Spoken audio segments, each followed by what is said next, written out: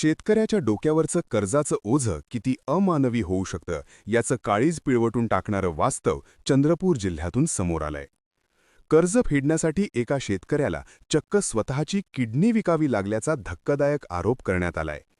नागभीड तालुक्यातील मिंथूर गावातील शेतकरी शिवदास कुडे यांनी दुधाचा व्यवसाय सुरू करण्यासाठी खासगी सावकाराकडून 1 लाख रुपयांचं कर्ज घेतलं होतं.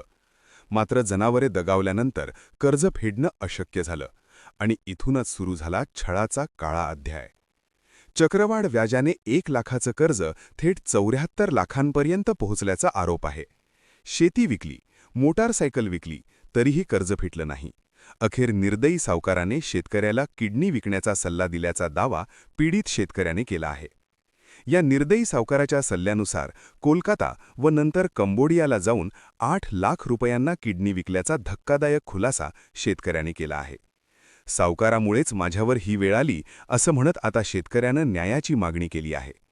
या घटनेनं संपूर्ण महाराष्ट्र हादरून गेला आहे.